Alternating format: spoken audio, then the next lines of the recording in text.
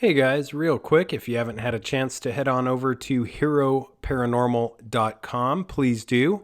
We have new Space Wolf research t-shirts available for sale under the shop section. We also have books available over there. And for the price of a boutique cup of coffee a month, you can access all of the content behind the paywall, and there's a ton of it. You can also access that content via Patreon. Just search for HEROparanormal. And if you're listening to this via YouTube, please like, share, and subscribe to the podcast. I will most likely never be monetized for a variety of reasons, the truth being one of them. But if you like, share, and subscribe the podcast, you will be helping me break through the algorithm of control. The shadow ban is real. Enjoy.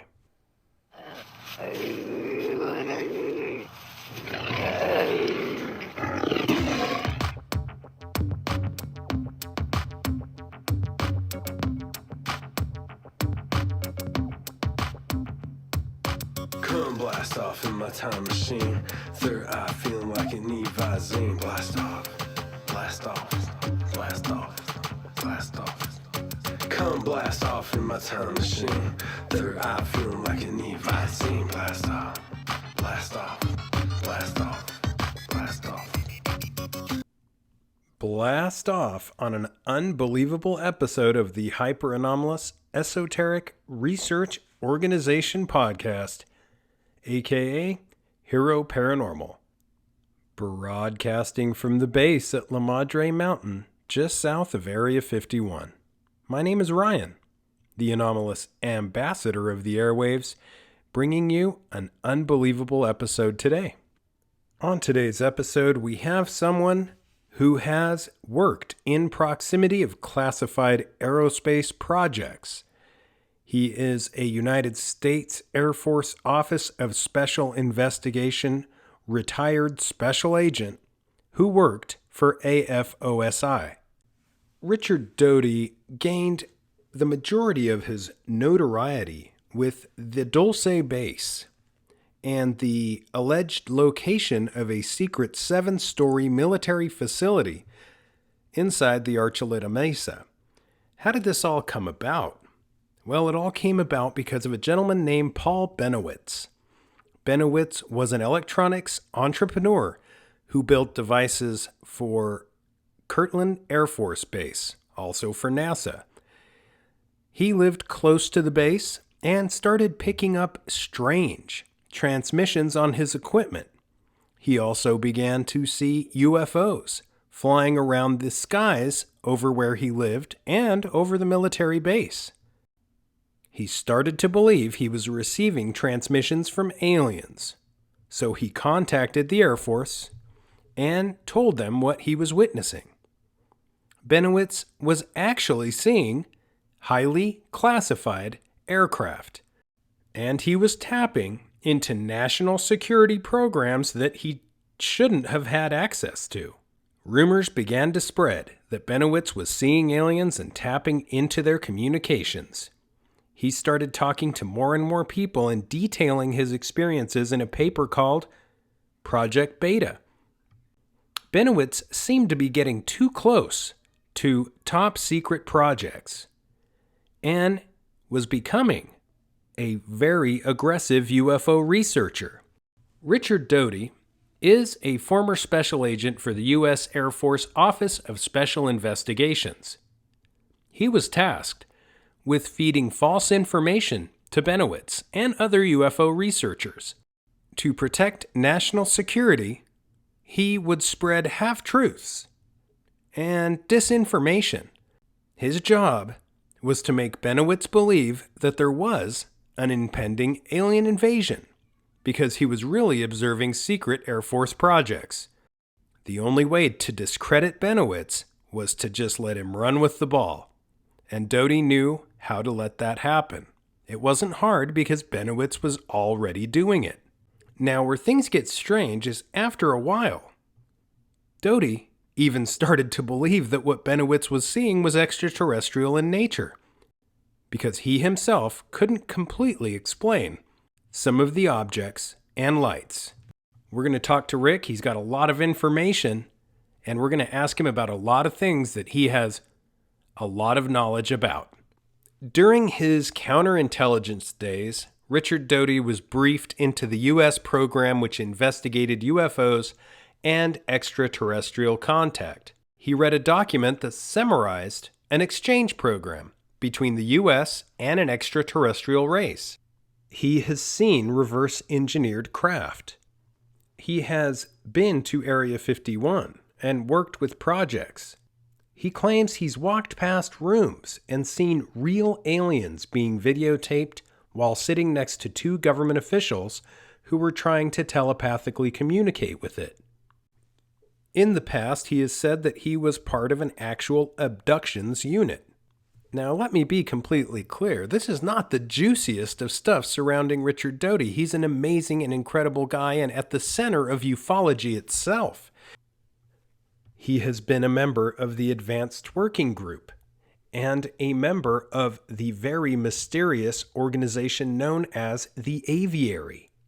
The list goes on and on.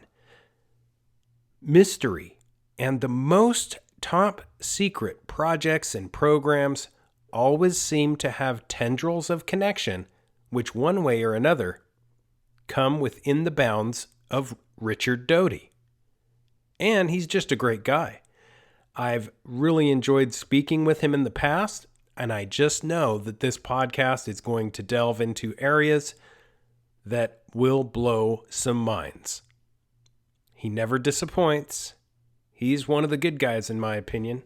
He's done what he has to do to keep our national security safe, and done so from the perspective of a now very real ufologist.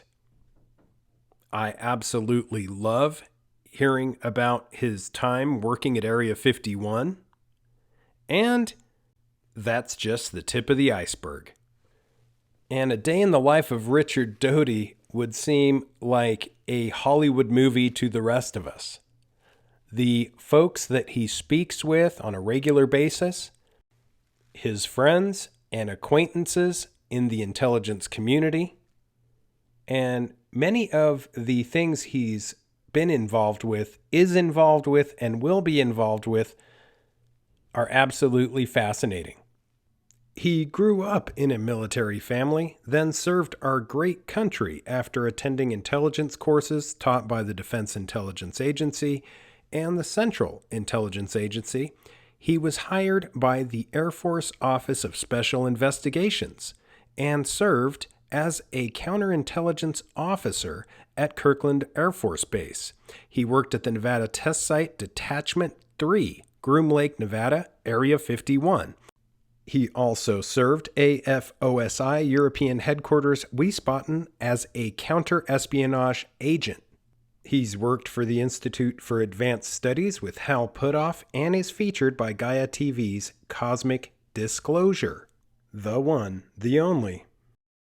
Mr. Richard Doty, welcome to the HEROparanormal podcast. Thank you, Ryan. Good to be on the show. Oh, it's great to have you on. I'm really excited to talk to you. There's a lot of questions I have. There's been a lot of interesting things related to, well, for lack of a better word, non-human intelligences and UAP, UFO experiences, not only in the United States, but also these recent events in Peru. We have whistleblowers who are going before Congress and saying outlandish things that, although people in the UFO community have been aware of it for quite some time, if you're just a regular Joe watching this on the news, this is pretty fascinating stuff. Oh, yes. I agree with you. A lot of very, very interesting UFO, UAP-related information or phenomena has happened in the last 18 months. It's mind-blowing. It's a great time to be alive for this stuff. And I'm gonna just zoom right into what is, in my opinion, just absolutely stunning, which is these experiences people are having with non-human intelligences, both in Las Vegas and Peru, and some of the similarities, at least from the outside looking in, these entities seem to be similarly described. What are your opinions of this? Yeah, I think you could draw a relationship between the incident in Peru in June and July, even occurring now in August, and the incident that happened in April, May in Las Vegas.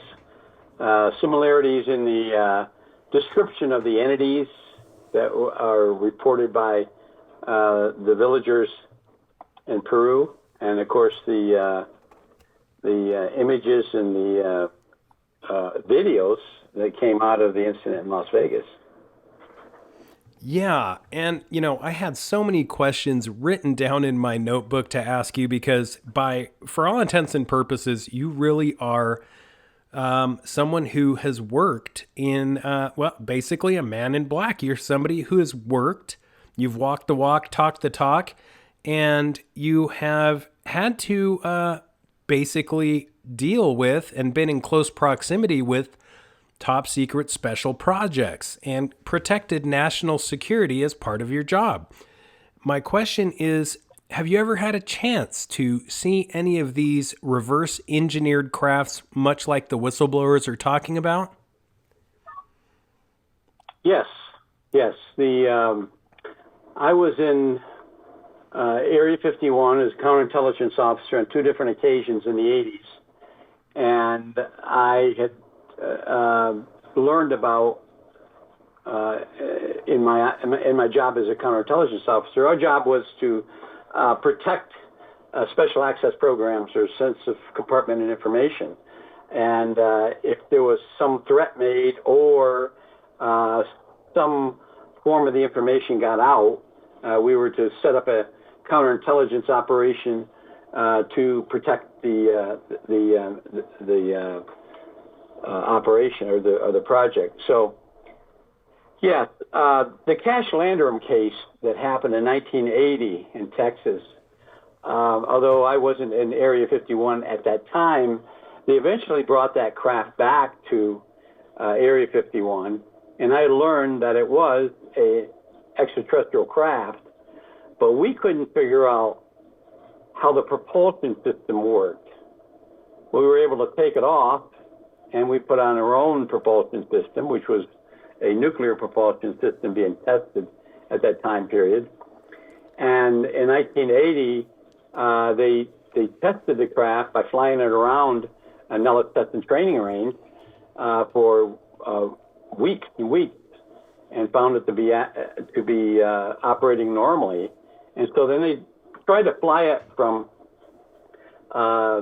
Nevada to Webb Air Force Base in Texas, and along the way they encountered some problems with it. Some type of mechanical defect caused a container which housed radioactive material to break open, and eventually spilled some radioactive material on the ground. The craft landed in a field. Mechanics made some repairs on it, and then they turned the craft around and flew it back to Nellis Test and Training Range. And that craft I saw in 1983 in a hangar, and was told that was a reverse engineered craft. So that was one. I saw one other one flying right around 1985 time frame, and we watched it, and we were concerned about some activities that were occurring outside the perimeter. This craft was going to fly north towards the northern perimeter of the Nellis Test and Training Range, and then turn around and come back. And there were people outside the perimeter, so we were concerned about what they were going to photograph and what they were going to see. But fortunately, the craft was able to turn around before it got to the perimeter, and it flew back to the base, Grim Lake or Area 51. So yes, I saw, those are the two I saw. Now, although I knew where S2 or S4 was located, I was never down in the underground facilities at S4 where Bob Lazar was allegedly working. I didn't have a need to know to go down there. I was at S2, which was the administrative control area above ground, but never went down in S4. That's fascinating. And, you know, if these craft are, these reverse engineered craft are, in fact, as you said, flying around and we are playing with them, I've heard a lot of talk about, well, even in the whistleblower testimony before Congress, that the government is in possession of some of these downed craft, which may be where we are gathering much of this technology.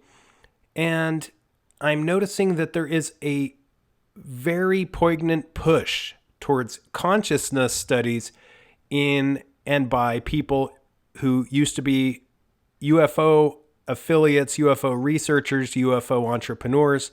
It seems like consciousness is the new catchphrase. And I'm wondering, is this because this could possibly be related to the possibility of flying these craft? Do you know how they are flown? No, I don't have any technical knowledge about the crafts, how they operate, how you would fly them, their avionics or anything like that. I never had the need to know it, and I was never briefed into the program. But a lot of these crafts, some of the crafts, I should say, have been around a long time. And then I left government service in 1988, although I did work for Dr. Putoff of the Institute for Advanced Studies from 94 to 2007. And I did have some access to DARPA information because Dr. Putoff worked on a number of DARPA projects during that time frame. But some of these crafts, as I understand, speaking with people in the know, have been found recently as 2010. So another thing you have to understand is this: when I was in during the time frame about 1977, 78 to 1988, we knew the United States government knew of 5 alien or extraterrestrial races that had been visiting Earth. Number 1 would be the Evans, the ones that crashed in Corona or Roswell, New Mexico, and the one live one that we had in captivity from 47 to 52, and we had that craft. And but we had a number of other craft from different species. Wendell Stevens, Lieutenant Colonel, retired Air Force, was on the first DART team, or Down Aircraft Recovery Team, and he talks about in great lengths. Of course, he passed away, but he talked about the problems they had was trying to understand the technologies of these different crafts when they realized they all came from a different star group, a different civilization. They all had different technologies, different propulsion systems. And so we weren't dealing with one technology that we had to understand. We were dealing with, back then, 5 different technologies that we had to understand. Today there might be more than those 5. Yeah, that is quite a quandary when you're trying to reverse engineer something. And it seems apparent that at least in some of the reverse engineered craft, as you mentioned, that there is some part of the unit or units that are utilizing radioactive materials. And I've heard rumors coming out of the rumor mill, this is from a variety of sources, that this is why segments of the government that are involved with radiation, such as NEST coming out of the Department of Energy, that they are often called when these craft go down. And I'm glad that you mentioned DART as well, because it seems as if an array of different people are needed when these crash recoveries take place. Do you have any information on how those go down? Well, in the early days, and this is coming from Wendell Stevens and one other person who's still alive, and I'll let them speak for themselves. But during the early days, they didn't understand the technology. They didn't understand what the materials that were in these crafts they found. And there are a lot of them they found crashed. I'll give you a story about one that crashed in western part of Nevada, near an active mine. I think it was a tungsten mine. The miners were surveying different areas to dig different shafts for the tungsten, and they came up on this huge craft that was partially buried in the dirt. Not knowing what it was, and this was back in the late 50s, they started digging it out, trying to figure out what it was. And when they did get it dug out, and they used machinery to do it, they tried to open it, and they couldn't open it. But then suddenly, 6 of the miners became extremely ill. And of course, the foreman at the scene realized it must be from this big object that's sitting there in the desert. So they pulled away from it and notified the sheriff's department. The Esmeralda County Sheriff came out and realized that probably something from the nearby base, which he didn't know a lot about, but knew that it was a base out near Groom Lake.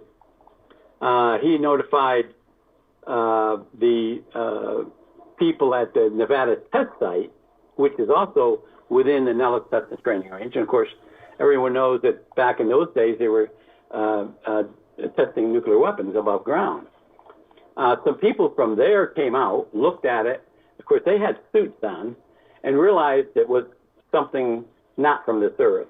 And eventually the Air Force came out and recovered it, and we had that in captivity. And they realized that the propulsion system, something within the propulsion system, was spurring out some kind of material that made these miners sick. So they had to wear hazmat suits anytime they went in. But eventually they withdrew a pod that contained whatever the substance was. But ironically, it wasn't radioactive. It was hazardous, but it wasn't radioactive. And once they got that pod out, then they neutralized it, buried it, I believe. And so that's just one example of these crafts being deadly to humans. And I think some of the testimony by Captain Grush, he alluded to that. That was just one of the cases. There was another case that occurred also in Nevada, whereby miners who found it. It was actually right, almost right on top of this mining mine. I think there was a potash mine, or it wasn't tungsten. But anyways, the miners come to work one morning and find this object there, and this was in the 60s, early 60s, and realized that it was probably not one of ours. There were, I guess, smarter miners, and they immediately notified the authorities. The Atomic Energy Commission, which of course later became the Department of Energy, went out there with teams to recover it, and that was the first one that Wendell Stevens talked in great length about at a UFO convention. And this also was spurred out deadly fumes, and so deadly they decided to bury it right there, and that's what they did. So that's 2 instances that whereby these craft had some kind of toxic material that would harm humans. I don't know that. I think a couple of those miners later died of breathing in the fumes of whatever this was. Very interesting. And it does seem as if humans are easily harmed, especially when in proximity to some of these exotic propulsion systems. And Rick, I have to ask you, because this is something kind of making the rounds this year, although it has been rumored and spoken about in certain circles for quite some time. And that is the harm done and the data set which has been collected by groups. Many of them involve people from the Invisible College. We don't have to go into naming these folks, but there is what is beginning to be widespread, at least in the public domain, and that is something called interference syndrome. I believe some slides have been leaked from the office of Dr. Kit Green, the CIA doctor. He had a lot of knowledge and a lot of information regarding this. And it does appear as if people who are in close proximity to some of these exotic propulsion systems, some of these exotic craft, and for all intents and purposes, high strangeness in general, and certain locations which are paranormal hotspots, it is akin to, I guess, similar to Havana syndrome, but different in that it appears that a lot of these people are very high level, aerospace engineers and the like, scientists, very top performing individuals. Yet when they get their brain scans, their brains are quite literally riddled with dead spots. Not to say they don't still function, but it appears as if their IQs don't go down, yet they do have harmful adverse health effects. And interestingly, in some cases, it appears as if they have downloads of sorts. What is your opinion of, or have you heard, or have any information related to interference syndrome and what's been taking place?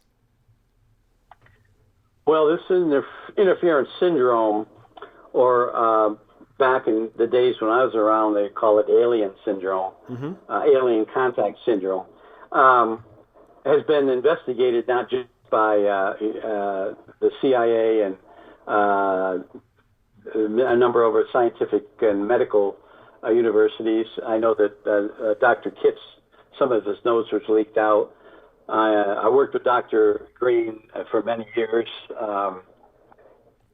and not talking about some of the others, not naming any of the other scientists that were involved in this, or our medical people, great neurosurgeons, well-named neurosurgeons, neurologists, and other medical personnel. Back in the 60s, some of the abductees that we first learned about, they also had problems. We didn't recognize it quite the same as we do today. We didn't have the technology, medical technology of brain scans or MRIs or CAT scans back then. But they knew there was something wrong with these people that had actual face-to-face contact of the third kind with these extraterrestrials. There are a number of cases that were contained in the classified digest of people that had some injuries, brain injuries, and other. In one particular case, the three men that had a contact, military personnel that had contacts with ETs on a military base, missile base, Minuteman missile base. They lost their sight, and they didn't. There wasn't a craft around them. The craft was some distance away, but these ETs that they came up and faced face to face, these three airmen lost their visions in both eyes. Now, fortunately, after the ETs had left, they were blinded at the time, and they when they were found, they were taken to hospital, and eventually their vision came back. But you have to stop and think about that and trying to rationalize why would the ETs be able to blind somebody? Was it because they didn't want that person to see something they were wearing or had or utilized? because their vision came back. I don't remember. It was a couple of weeks later or whatever it was, but while they were in the hospital, eventually their vision came back. And another thing that this report said was that the optic nerve of these three men, a coating was over their optic nerve. They don't know where that coating came from, but eventually it wore away. It wore off, and they had normal sight after that. So it's just kind of scary to think that these extraterrestrials are come here on Earth and have this great power to do all these things that can blind people or can disrupt their memories, manufacture holes in their brain, or take out parts of their brain that doesn't affect their cognizant functions. Mm-hmm. And I think in a recent speech, or I should say conversation I had with somebody that was in the know, that studied this and also studied the Havana syndrome, that it seems like pieces of their brain was removed. They could still function normally, but they would get headaches and things like that, but they don't know how that happened, or how something could go inside a human brain and take out a small piece of it. It is remarkable technology when it's compared to, what we have to just be able to mist, eyewitnesses and, basically shield themselves from being seen, and then their sight comes back. I think that's fascinating. And that kind of brings me to a lot of the cloaking, which has been described by experiencers and people who have been eyewitness to some of these non-human entities and craft, not only in the Las Vegas event when a family called 911, but also in this Peruvian event. In both events, there seems to be the use of some sort of mist or cloaking technology. Do you have any insight as to how or what is being used to cloak these entities? Well, I know that the United States government, has highly classified projects dealing in that area, and they're experimenting with it. I mean, even during my time in the late 80s, they were Sandia National Laboratories had a project that was where they could actually cloak a vehicle or cloak a tank in a battlefield or even planes, but nothing like what we see and what's been photographed in Peru or in Vegas, or there's other incidents where this mist occurs. But you got to understand that these aliens, at least some that we knew back in the 80s, were thousands of years more advanced in technology than we are. So they may have the technology to do things that we couldn't even ever imagine doing with our current thought process and our technology.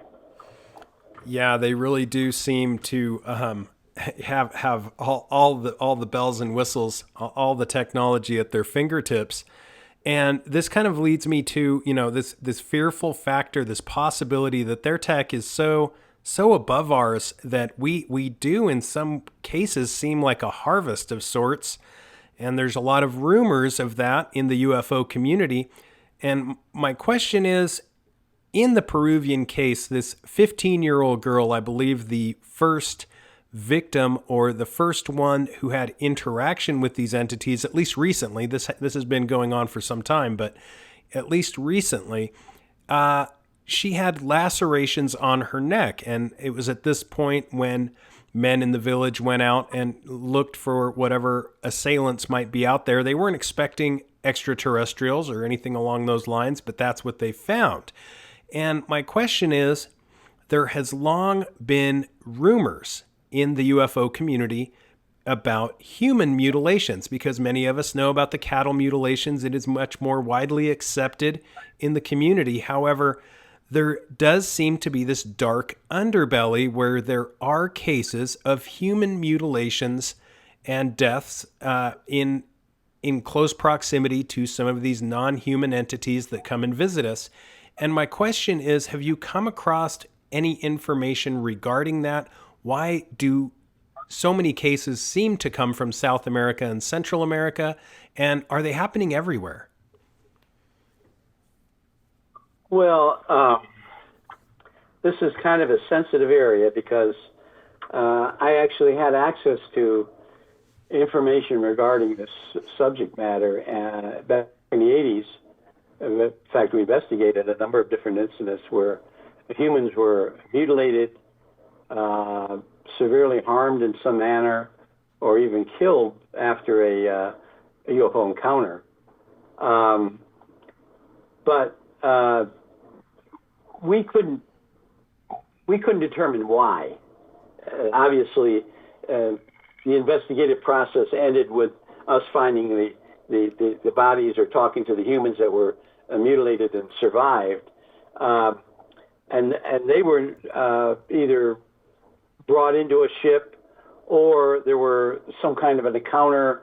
For instance, a security guard, an Air Force security person on the perimeter of an aircraft launch area, B-52s on alert with nuclear weapons, and this security policeman sustained pretty brutal injuries by walking up on these two ETs in like 3 o'clock in the morning, and they harmed him. They actually attacked him, and why?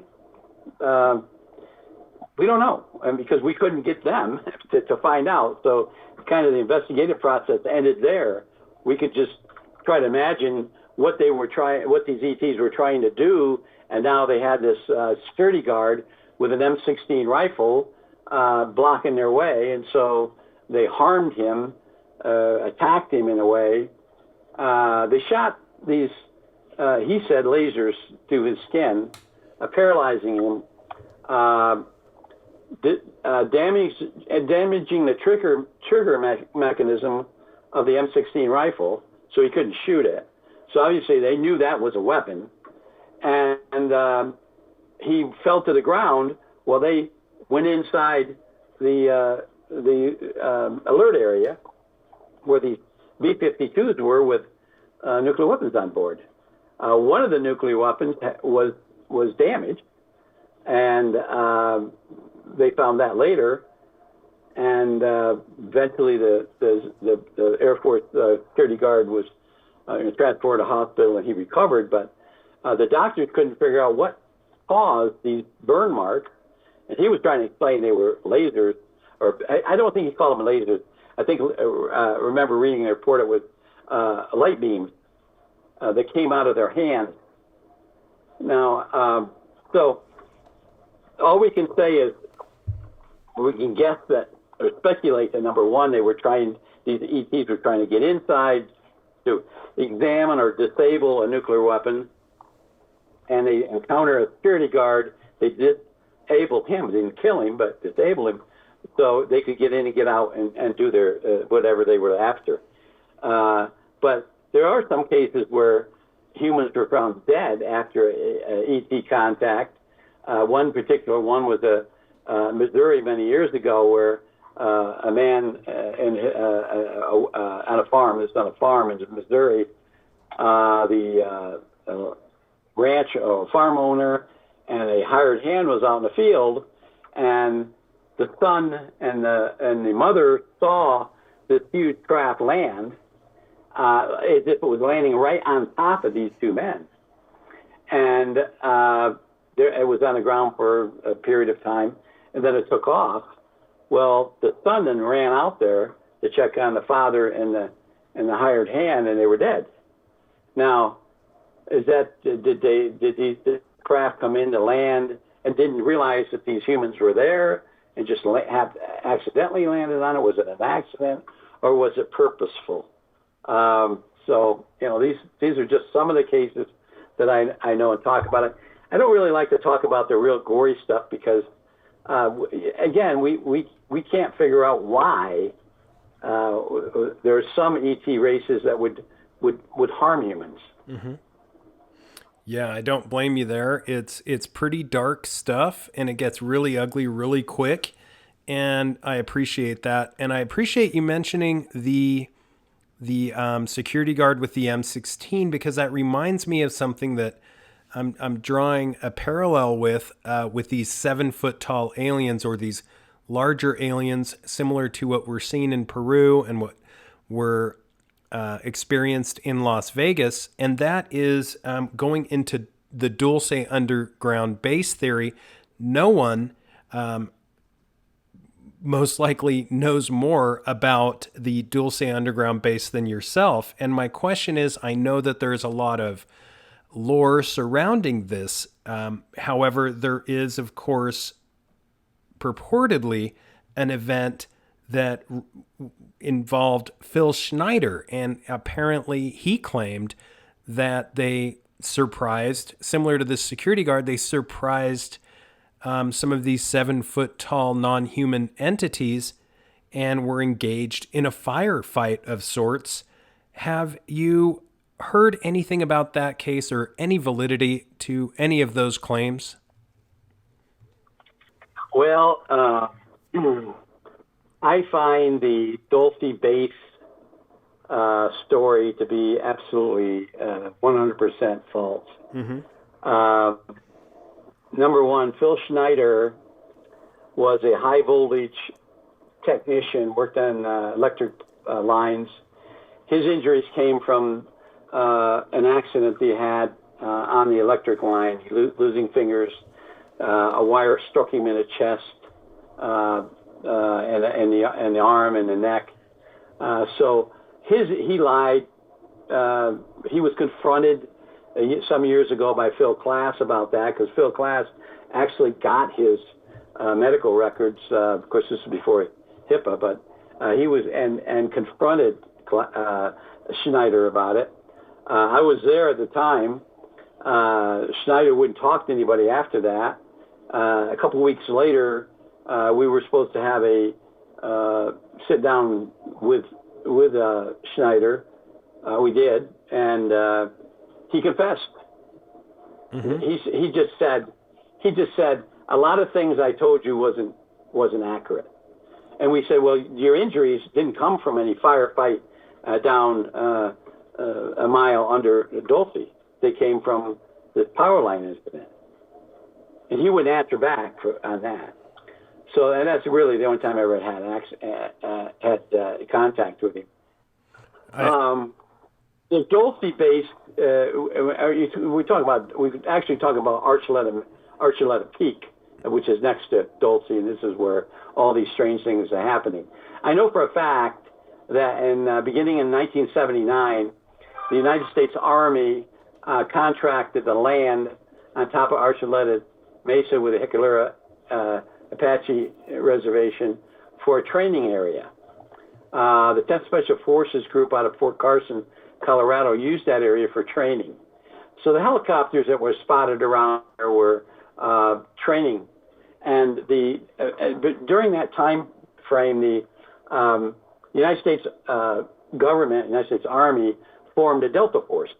And the Delta Force was trained up in that area.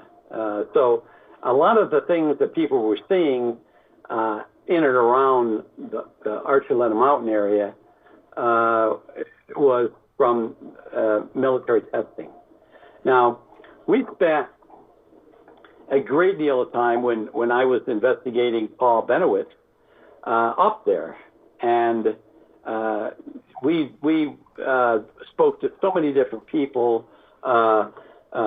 State Trooper Gabe Valdez, who was stationed up there in Chama, he took us out to different areas and showed us where he thought the underground facility was located, the entrances. Well, we did find two old mine shafts that went into the mountain, but they stopped. They were blocked off. So, and we finally got a hold of the mining company when I was working with the government. And we got a hold of the mining company. We got records, and there was a mine there. It was shut down back in the 60s.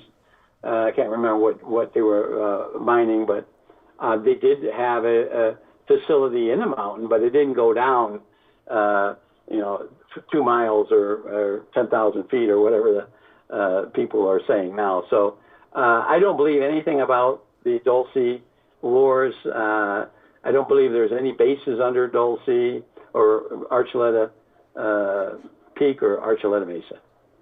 I appreciate your honesty and transparency on that, because it nobody's been able to find it. So that actually correlates quite well with reality.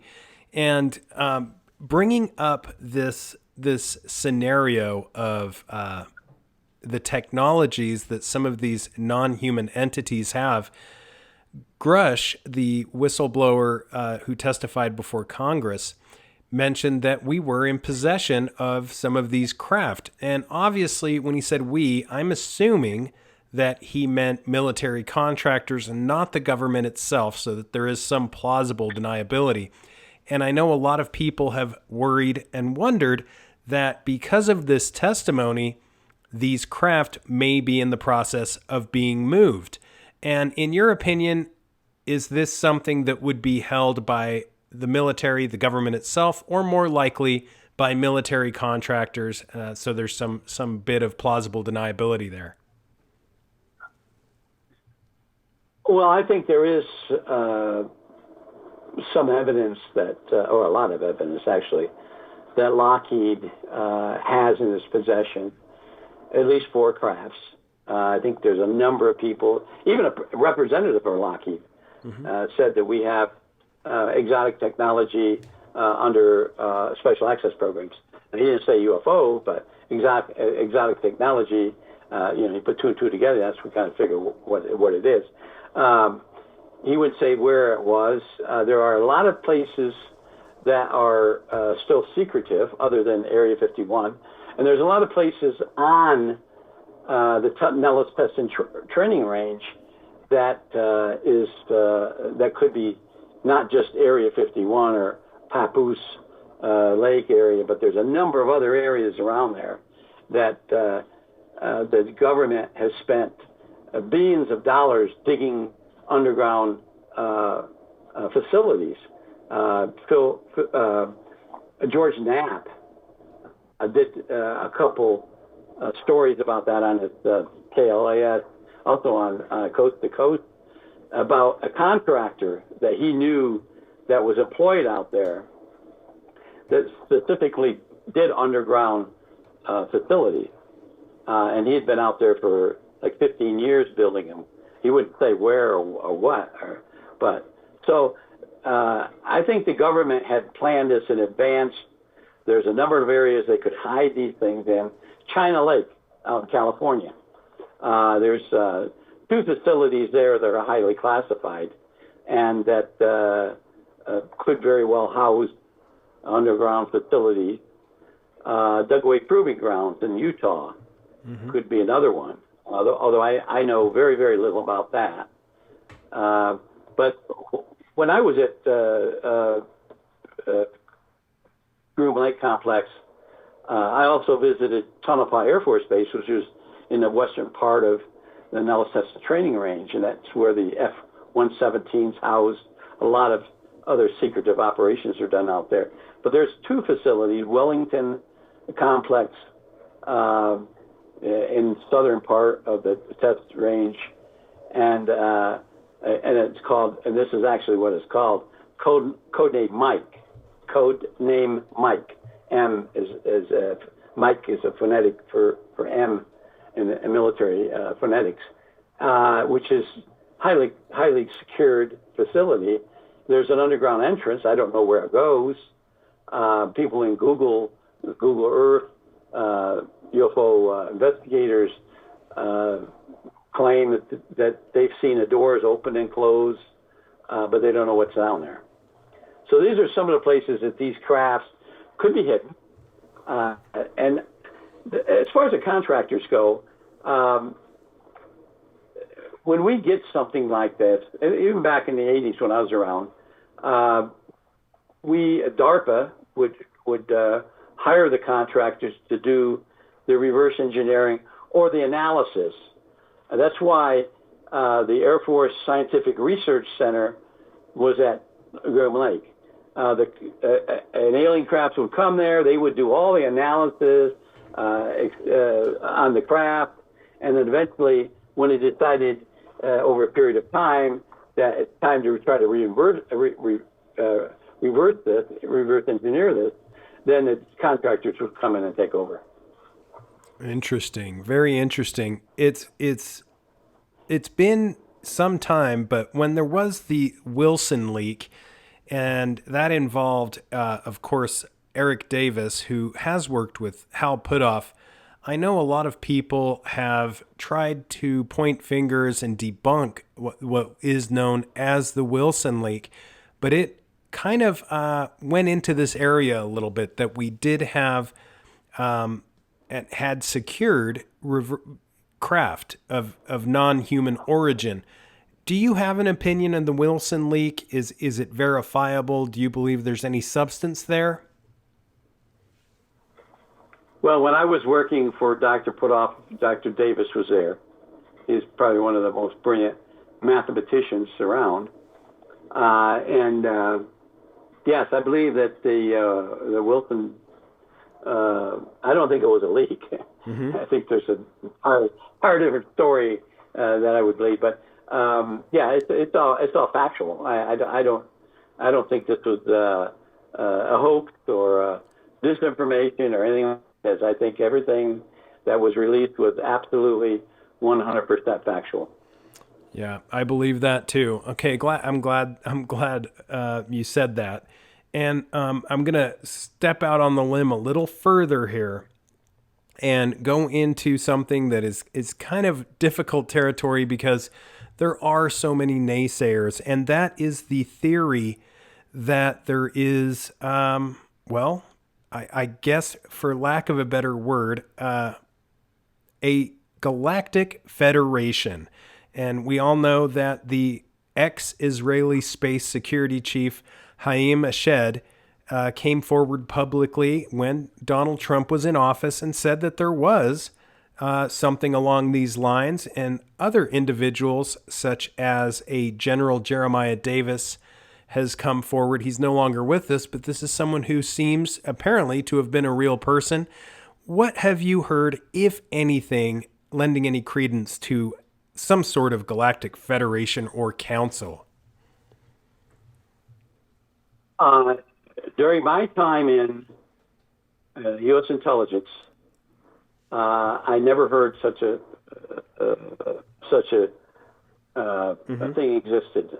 I didn't know anything about. Because I wasn't on the top of the echelon of knowledge. I mean, I wasn't briefed into everything, so we might have had something like we knew about that, but I didn't know anything about it. And jump to later on, working for Dr. Puthoff, I'd heard that rumor in the lab there in Austin from a particular person who would be somebody that would know this.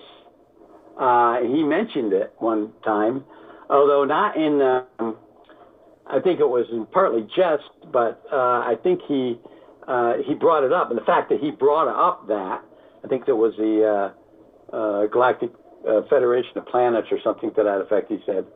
That kind of made me curious as whether we actually have it. And then jump farther ahead. I'm a member of a retired intelligence officer group, not just intelligence officers, but retired military people who work in intelligence and so forth. And there's quite a few people in our group, although they're dying off, unfortunately. We've been around about 20 years or so, a little over 20 years. And we're also involved in this disclosure where, mostly on the Senate side, where we're trying to facilitate getting whistleblowers and people who had access to this program years ago. But going back to the Galactic Federation, I heard in a meeting in Washington, D.C. about 2015, it was sometime just before Thanksgiving of 2015, we had a meeting, and we invited somebody into this meeting, and this person that we had come into this meeting had been a former director of the Defense Intelligence Agency.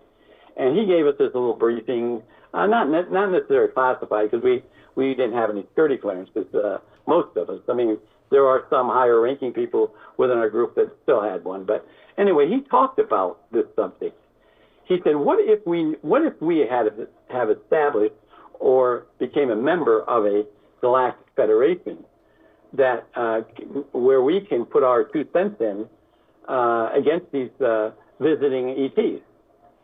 He kind of speculated on his presentation, but I think I kind of thought that he knew more than he was telling us. So that's what my knowledge is on the Galactic Federation. But during my time officially in classified documents, I've never seen anything mentioned about that.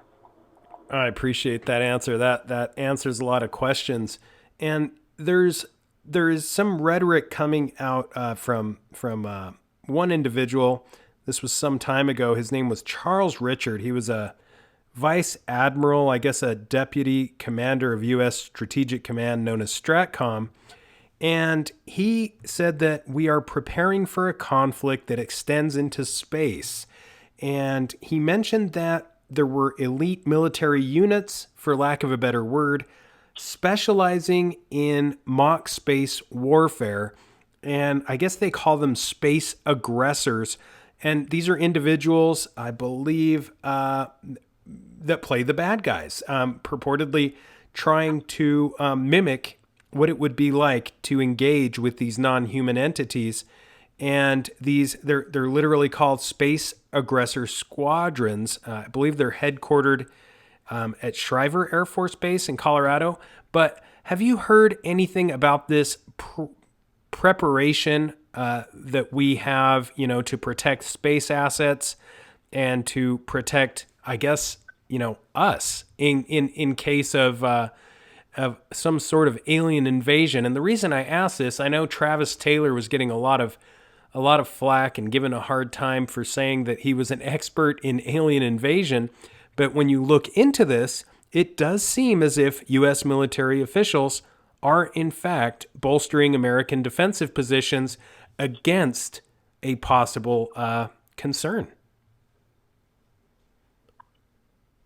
Well, yes, I know of and it's actually not something new. There was, when Delta Force was formed back in 1978, or 77, 78 time frame, one of the classified missions was, they had a number of mission statements. I don't know if you've ever been in the military, but you establish a unit and they have to have a mission statement of what their mission is. And Delta had about 80% of their mission statement was classified, and then the other 20% just pertained to protect the United States from terrorist groups and so forth and so on.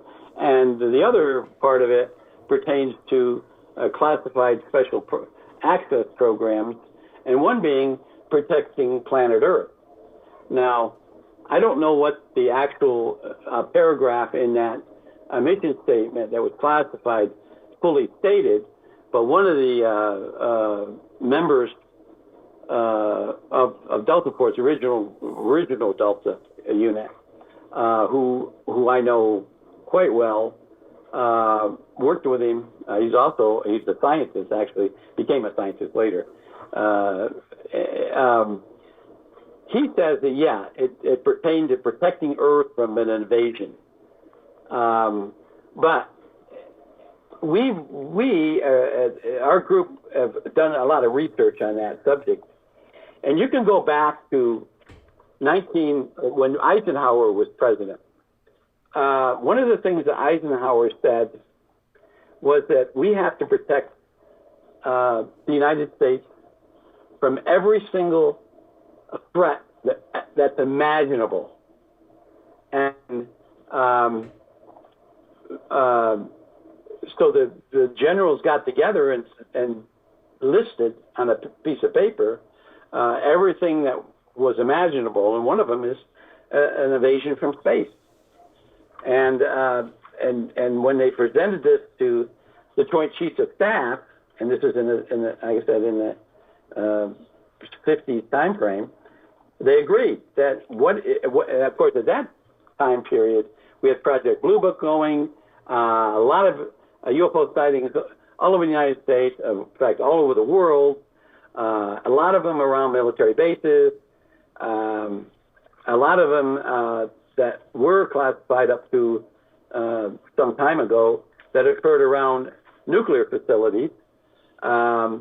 Linda Moulton Howe did a really great piece on some UFO sightings and landings that occurred at the Nevada test site right after a nuclear detonation, above ground nuclear detonation. So obviously there's interest. So all these things are going on. So the Pentagon tried to plan for everything, and they did have a plan for an invasion from another planet. Now, I don't know what that was. I don't know what the mission statements was.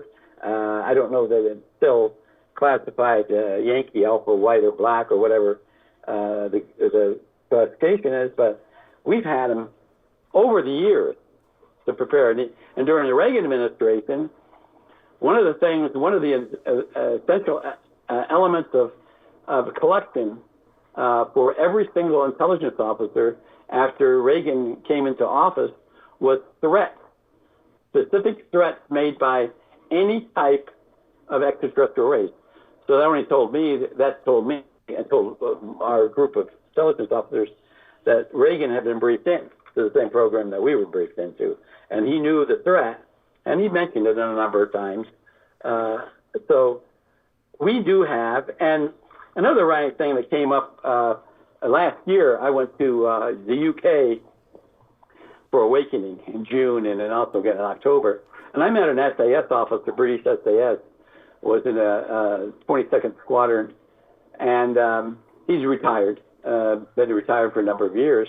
But he pulled me aside.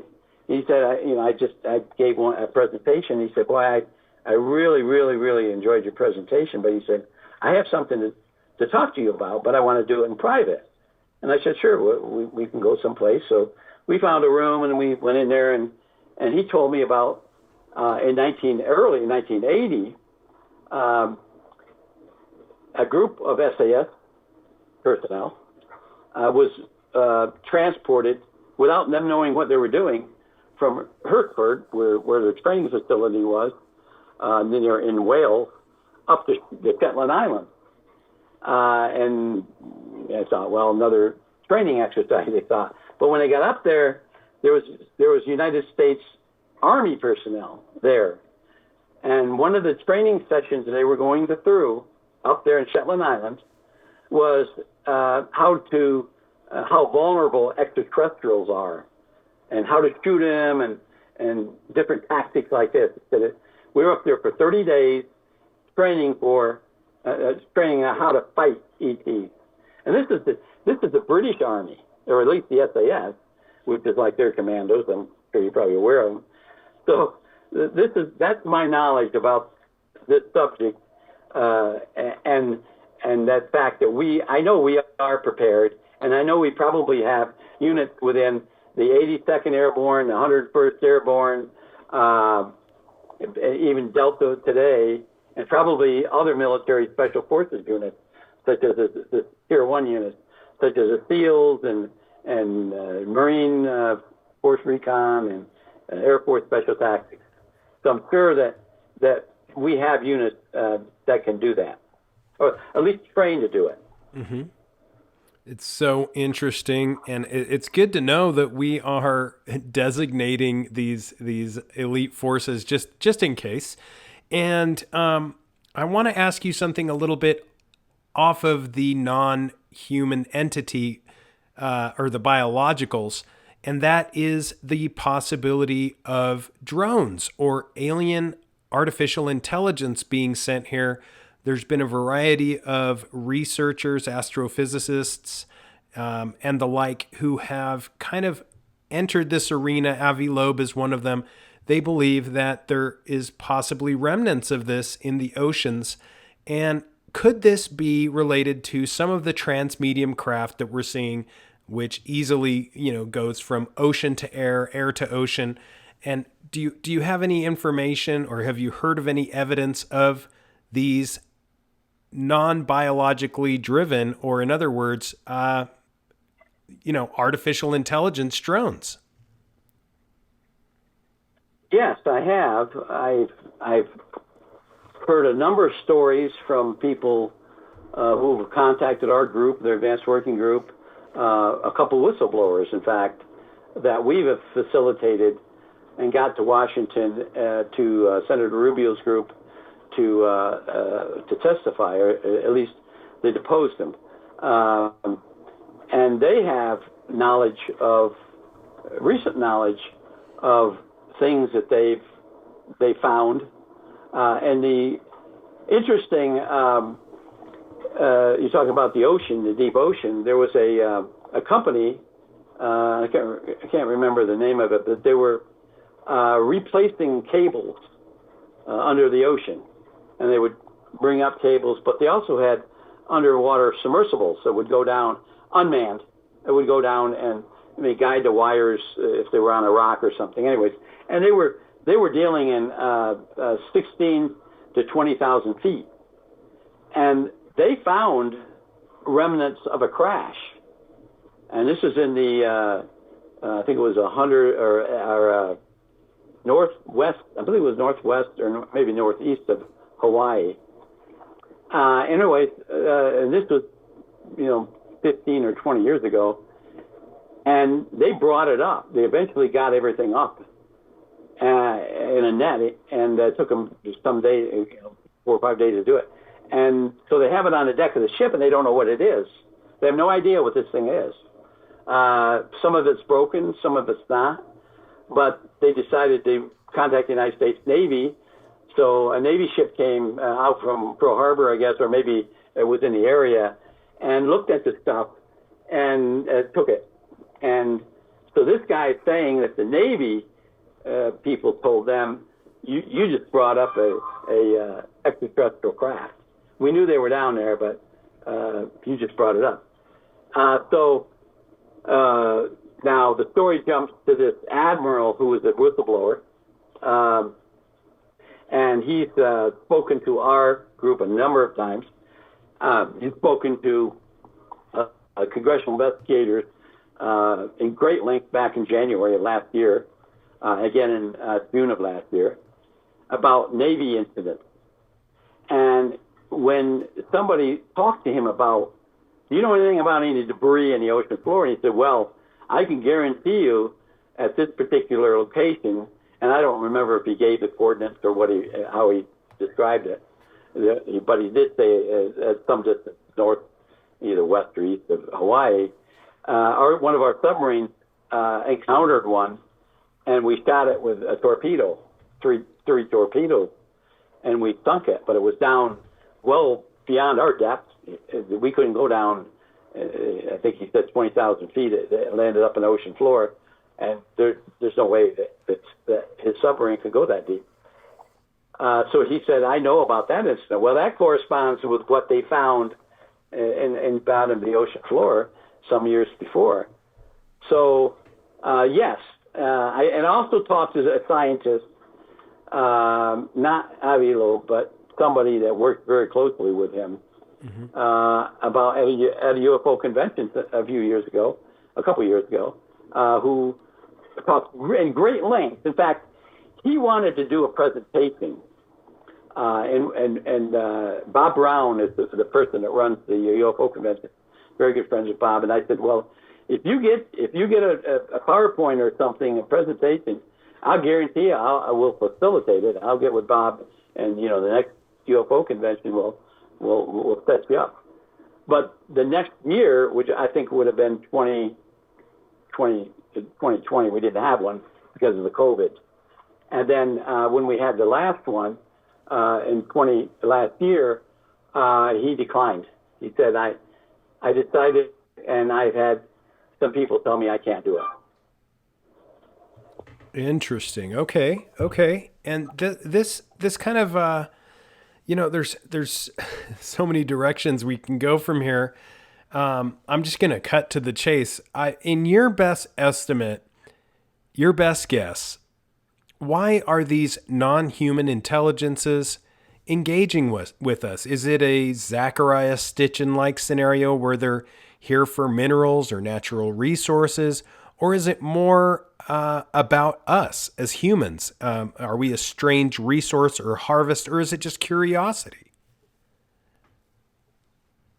Well, we would have to.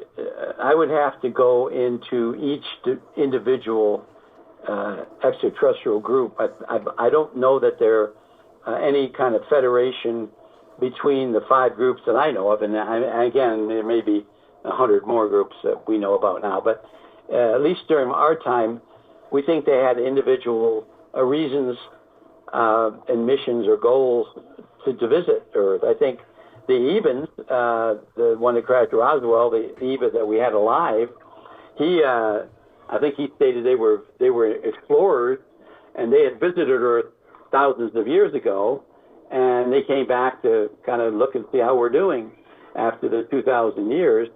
But they were also interested in human interaction, genetics. Now you jump to another race who are primarily responsible for abductions. They're interested in human embryos, how our bodies or how a woman's body can produce a human, things like that. Mm-hmm. And then the other group that I don't know that we know why they're here. Some hostile groups, you'd have to wonder why would they come, a million or 1,000 light years or whatever, wherever their planet is, and harm us. I mean, it's like stepping on an ant, or what they. I just don't understand that, and I don't know that we know. Maybe there's somebody in our government that does know. I think that the prophecy group that used to be called the MJ12 group, I think they might know. They probably have more interaction with ETs than anybody else. And if there was a Galactic Federation, they would certainly know about it. But I could just guess why they would. But you got 5 different groups, or maybe 100 different groups now, and why they would come here. What's ironic is they start showing up after we detonate a nuclear weapon in the desert of New Mexico, the Trinity site. Mm-hmm. Right after that, a few weeks later, in August, there's 5, right around that area, there's 5 sightings of UFOs. A rancher in Bingham, New Mexico, he used to tell these stories, he's long dead now, but about going out and checking his cattle, and he'd see these things flying all over the sky. And this was a few weeks, 6 to 8 weeks after the detonation. So maybe that was some type of a signal that they saw, and they became interested or worried that, my God, that planet down there has nuclear weapons, or has some kind of weapon maybe they don't know about, and they came down and tried to figure it out. Interesting. And I'm going to get a little bit weird here. I know my questions are all over the place. I do find it fascinating that nuclear weapons seem to have a very integral part with at least some of these visitations. But my next question is there a connection that you have found between the extraterrestrial enigma and the occult? And the reason I ask that is some researchers have pointed out a connection to the occult, which is undeniable throughout, some connected to the Advanced Aerial Threat Identification Program, and previously in the military with obviously Jack Parson and the interesting connections to Thelema. Is there, some have claimed that those in the military who shut down ATIP due to quote unquote demons might have been spot on and not just ignorant religious zealots. I guess they call them now, many are calling them the Collins elite. But in your opinion, is there some sort of correlation or connection between the extraterrestrial enigma and those who follow or practice the occult? Well, there are some cases, and I can only rely on the cases. I don't necessarily believe in a lot of these stories that people are telling about demons. But there are cases where abductees are seeing demons. They don't call them extraterrestrials; they call them demons. They seem to be hideous demons that try to put these horrible thoughts in their minds of the abductee. There's two cases I know that I was involved with it where the abductee said this. This is back in the early 80s.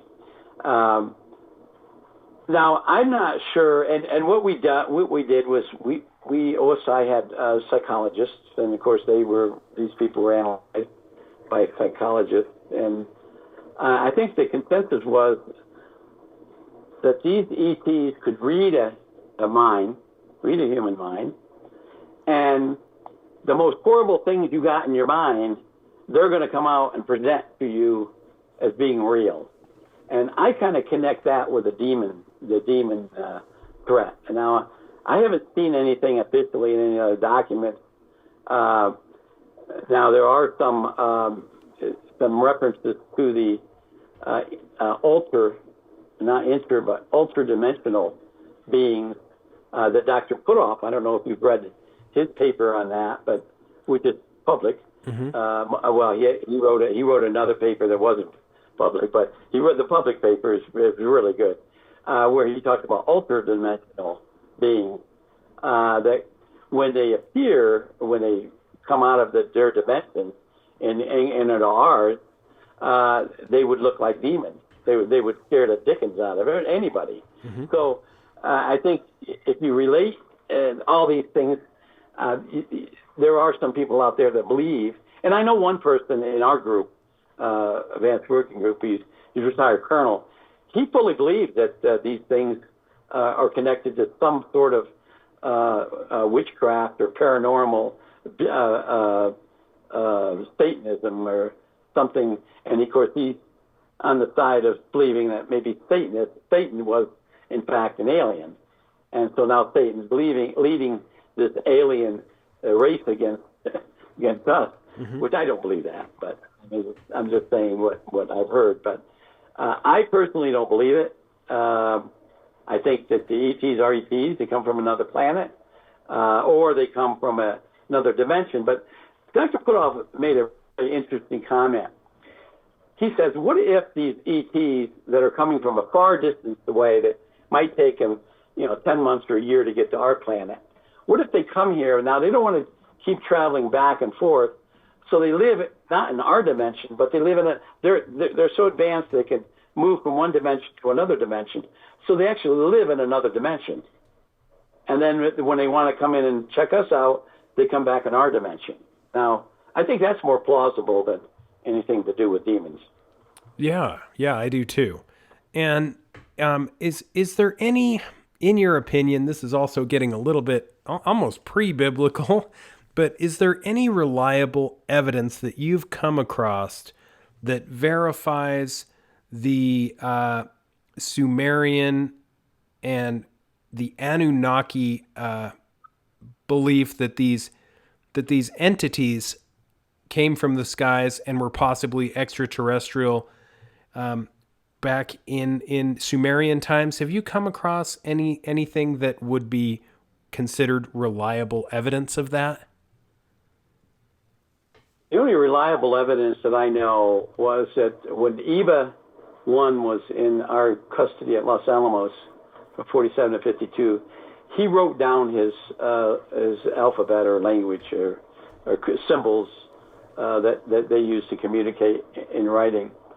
And I think they've been leaked on the internet. Linda Howell had them on our website.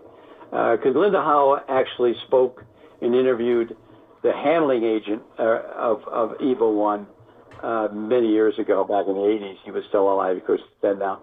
And so she learned a lot from him. But if you take those symbols, they look like symbols, but or characters, and you can connect them to some things. Now, this interesting incident that happened back in the 1990s, an archaeological crew was in Nepal, at a location in the western part of Nepal, and they were, I don't know, studying something or examining something.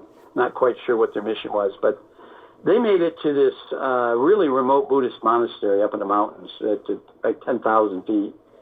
And in this, at this monastery, they had this encased area that had these tablets, different types of tablets with writing on it, script and characters and so forth. And there are 6 of them. And one of the tablets had the even alphabet, or the even characters on it. Exactly the same. Exactly the same. So that tells me the Ebens were in Nepal or Tibet area 2,000 years ago, and were able to communicate, and somehow somebody got a hold of their language.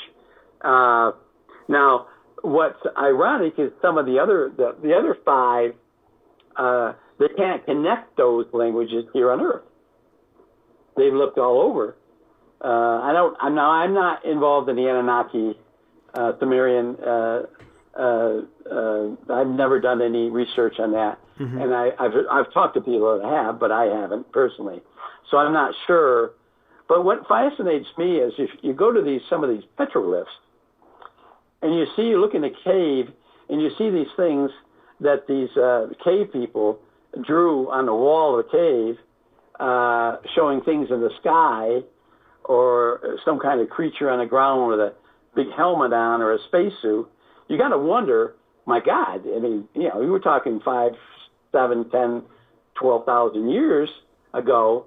They were being visited then by these things. Why would they paint those things on the wall? And because they didn't obviously know what they were. That's what amazes me. And I've done a lot of research, and I've went out to a lot of different sites here in New Mexico, up in Nevada. There's a site not far, not just outside the perimeter of Nellis Tested Training Range. There's a huge rock with petroglyphs on it that shows space people. Now, of course, Art Bell says when he was alive, he said somebody went out there and drew that some years ago. It's not real.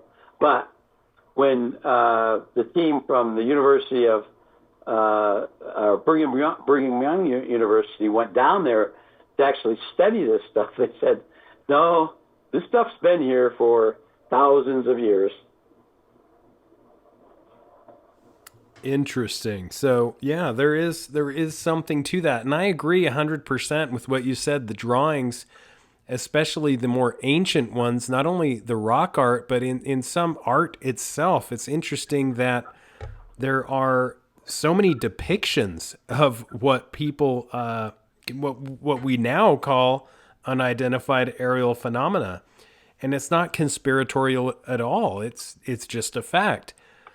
And I wanted to ask you, this is another very interesting thing that, according to many of the reports, and there's thousands of them, a lot of the contactees and abductees seem to have a belief that these entities want something almost intrinsic from them. I don't want to get into the whole soul science behind it, but have you heard anything archonically about some of these non-human intelligences, that they're after something within us that we may not even be aware of?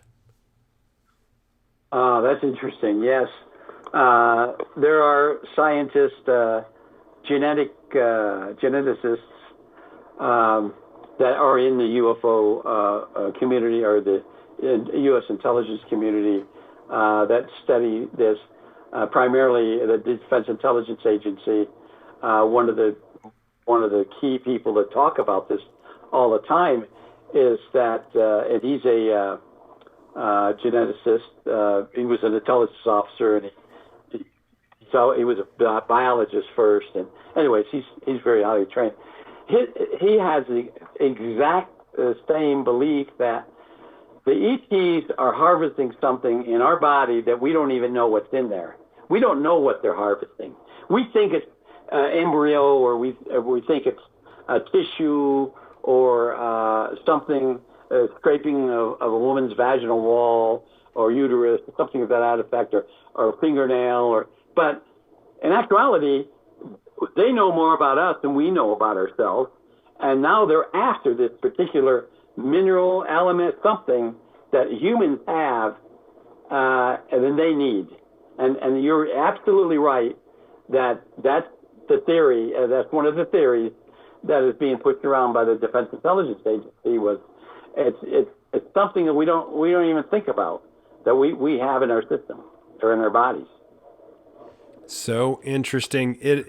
I'm just saying. I guess it's not as simple as putting it in plain terms, because a lot of these things we're just unsure about. And getting to some of the things that you don't hear of Tom DeLonge coming forward as often as he used to, but he did discuss some interesting things when he spoke with intelligence officials, and he had it pointed out to him that thousands of years ago, people would hear voices in their head, or see a burning bush, or see ancient texts. The Star of Bethlehem, for example, was it a star or a craft? Have you come across anything? And, that story in particular, 3 wise men following a star to a particular area where a woman has an unnatural birth. These are all very ET topics if viewed from outside of the religious genre. What are your thoughts on this, or have you heard any evidence portraying ancient events to more of an extraterrestrial capability or nature than biblical? Well, I've heard many stories and many analyses of the birth of Jesus, and whether Jesus was actually an Eben, whether the 3 wise men weren't really. They were a necessity at the scene of the birth. That's why this UFO guided them there. I mean, I have heard many stories. I was raised a Catholic all my life. Went to Catholic school. I was an older boy. Spent 1 year in a monastery. Mm-hmm. So I have religious background, I could say. Mm-hmm. Went to a religious college, although it wasn't a Catholic college. It was a Pacific Lutheran University. But you were required to take so many hours of religion and then theology. I thought theology was fantastic. I really enjoyed theology. It's basically philosophy, but in the belief of religion. But I have a friend who is a priest, a retired priest. He spent a number of years as a priest, had a parish, but as a young priest, right out of the seminary, and he was originally from back east in Pennsylvania, went to seminary in Holy Hill, Wisconsin, and he was, and then he ended up at a diocese around Worcester. Anyways, he after his first or second year as a priest, he went to the Vatican, and he was learning with an aide there. He did research for different cardinals who were at the Vatican. And he was working with one particular cardinal that was out of Spain because he spoke Spanish, and the priest, my friend, spoke Spanish. And he was doing the research project, and the cardinal said, you can go down in the library in the basement of the Vatican, and you can use all the different books and research material. So he was down there one day, and he was looking at books and getting books from the caretakers or librarians down there. And then the cardinal asked for one particular subject matter. And when he went up to the caretaker in that library, the librarian said, "Well, no, that's back in the secure area. Only you'd have to get the Pope's permission to go back there." So my friend, the priest, Father Brogus was his name. Father Brogus says, "Wow, what's back there?" He had no interest in UFOs back then or anything like that. And he thought, "Wow, that must be the really, really, really dark secret. Maybe Fatima and things like that." So he went up and told the cardinal that, and the cardinal said, No, I'll take you down there. So the cardinal goes down there with him, and then as they walk down this long hallway, they come up, and there's 2 Swiss guards standing there guarding this vault going into this room, and they wouldn't let the cardinal in. They said, "No, sir, you can't get in. You have to get this permit from so and so." And so Cardinal said, "I've been there before, so you can't get in there now. I'm sorry, it's our order." So the cardinals go back up, and our Father Brogus goes to work. And a couple of weeks later, the cardinal says, "We got permission. We're going to go down there." So they went down there, and one morning, Matt went down there and gave their permission to the Swiss guards. They opened up, went down, went into the vault, and all the way in the back, there's this monk sitting there. Here, Father Brogus walked right up on this guy. Didn't even realize there was somebody sitting there. And there's this monk that jumps up, and Father Brogus says, "I jumped probably 5 feet because I didn't think anybody was back here. Who would they lock in this place?" And so the cardinal apparently knew that somebody was in there, caretaker. So the cardinal presented the monk with something, what he wanted to see. So they guided him back, and Father Brogus said there was rows and rows and rows and rows and rows of documents, old documents, books, writings. I mean, you could spend 1,000 years and not read all of them.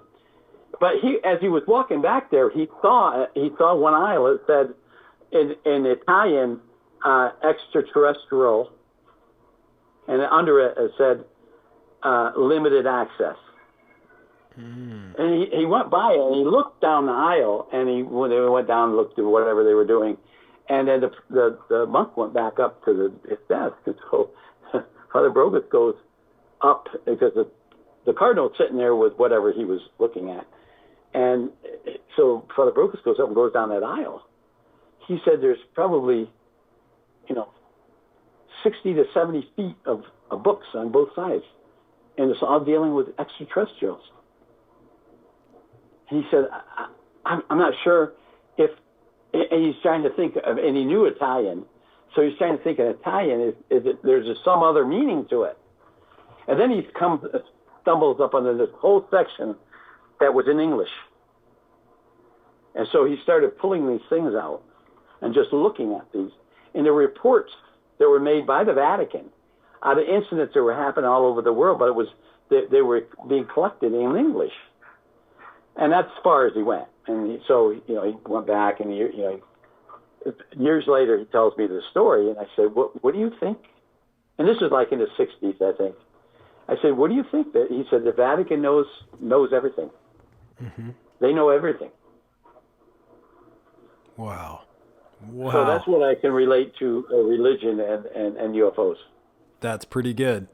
And as we kind of start to wrap up, I wanted to ask you, in your opinion, I spoke with someone fairly high in intelligence out of the East Coast, out of Maryland, and one day we were discussing threats to our military, threats to our livelihood, and it was a pretty deep discussion. And as the discussion was wrapping up, I asked him, I said, so is it mostly, he said, there's some dark characters we have to be aware of. And I asked him, is it third world dictators? What's our biggest threat?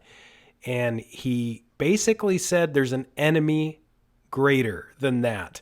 And I guess this kind of goes into, OSAP, ATIP, and many other projects which are trying to see and provide some kind of protection against a threat which may be of non-human origin. And in your opinion, is that the largest threat that we have as human beings, or is there something else? Well, I think I'd say that would be number one. I know of things I don't ever want to talk about that deals with a threat that we knew about or we know about, and things that have happened that have harmed humans, harmed military personnel, destroyed submarine. I know about things like that. Mm-hmm. And Reagan, the statement Reagan made, because he was briefed on the incident, and he knew that we had hostile entities coming from space. And Carter, the story his former chief of staff tells is that after he was in office for a few months, Stansfield Turner comes in with some guy, another intelligence officer, and presented a document. But he told the president, President Carter, you have to go to the SCIF, and the East Wing has a SCIF in the White House, secure facility, and they went in there and he read something, and Carter was crying, and he ended the day. He said, "I'm not gonna work the rest of the day." What did he read? I mean, I can't say for sure it was extraterrestrial, but I'm pretty sure it was, because it affected Reagan the same way. Although he didn't cry, but he was very, very, very upset. So we know of a threat from above, and one of the former members of our group many years ago, and he's also part of the Aviary. I don't know if you knew what that was, but I was in the Aviary back early days. But the leader of the Aviary was Richard Helms, and sitting around a little coffee room off a convention center, or not a convention center, but a meeting hall that we were at. We were just taking a break. One of the intelligence officers to my left asked Mr. Helms. He said, "Mr. Helms, who's the biggest threat?" And the intention, I think, was that the back then it was Soviet Union still around. This is like 1980, 81. Is it Soviets or the Chinese? And Helms shook his head. He just shook his head and pointed in the air. Didn't say a word, just pointed up in the air. So he obviously knows something that we didn't know. Now, another thing that I think we know, some people know, within the government, I don't know for a fact, but I think they know that there's something going to happen in 2027. Mm-hmm. Now, there's this rumor. This guy follows NASA like he follows his 2-year-old around. I mean, he's on that website probably 20 hours a day. Anyway, maybe not 20, but he watches Voyager 1 and Voyager 2. And he sees, and before that, when we could still track Pioneer 10 and Pioneer 11, the 4 spacecrafts are way, way out there. We've lost contact with Pioneer 10, 11, and back in 2003. And also New Horizons, which took pictures of Pluto. He sees some very interesting things going on with those spacecrafts. What the most ironic part, and this doesn't have anything to do with what's going to happen, but he sees that the amount of time that it takes a signal to travel from Earth up to the satellite, which is about 22 hours to where they are now, sometimes only takes 6 hours. Now, how can that happen? I mean, wait a minute. Did the spacecraft gain some kind of communications powers or something, or did we on the ground have something that can communicate, can send a signal faster than the speed of light? And I think that's the case on that part of it. But anyway, he's thinking that something Voyager 1 and 2 and now just recently New Horizon saw with their cameras that's heading towards Earth that's worrying a lot of people. I think that's a second thing that the government knows about. I don't know what it is. Mm-hmm. I don't know if it's some asteroid or a whole alien invasion fleet, or I don't know what it is, but that just fascinates me.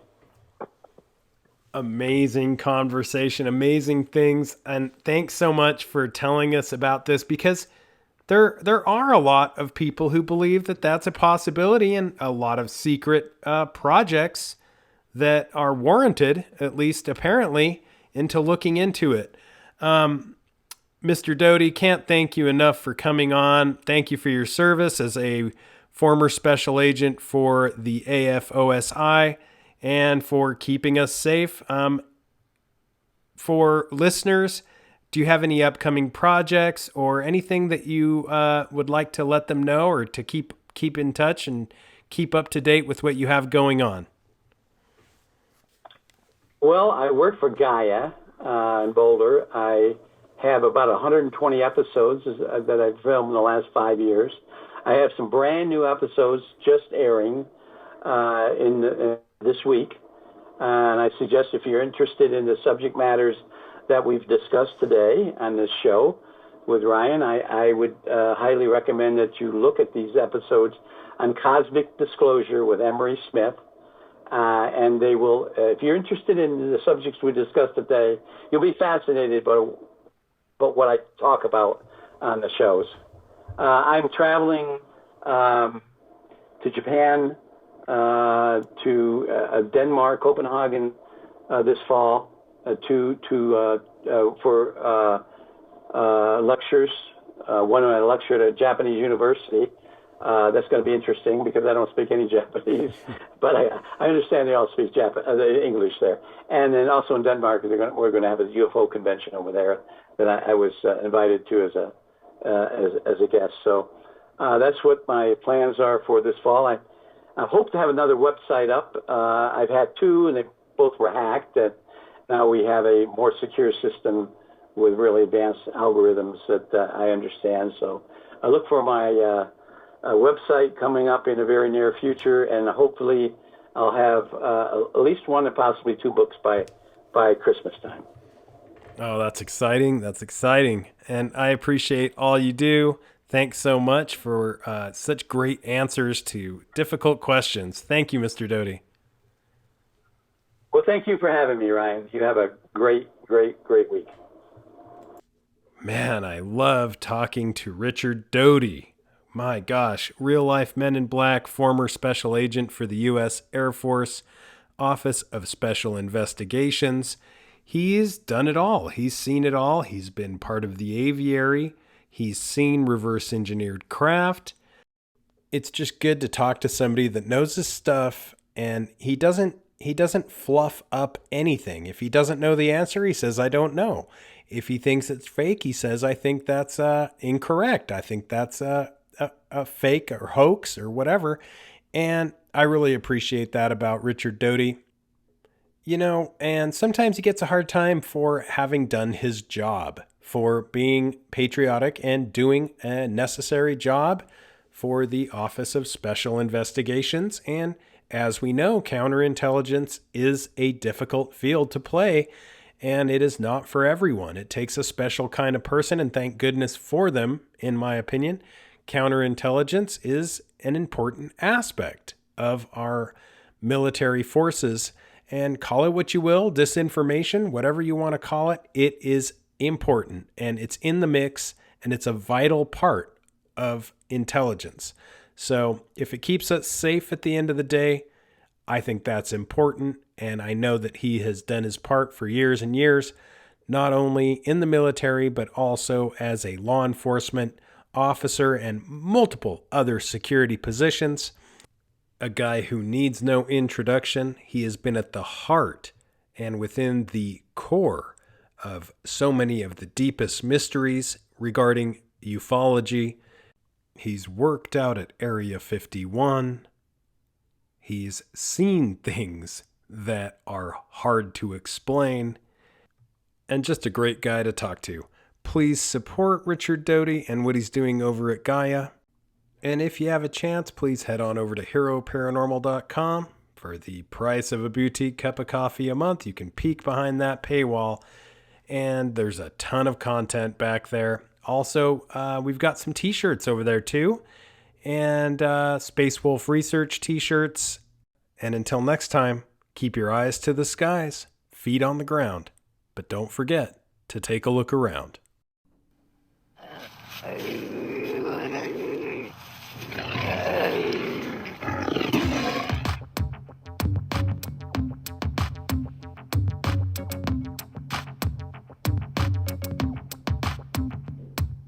Come blast off in my time machine.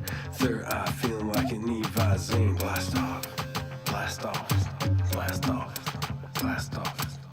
Come blast off in my time machine. Third eye feeling like an Visine. Blast off, blast off.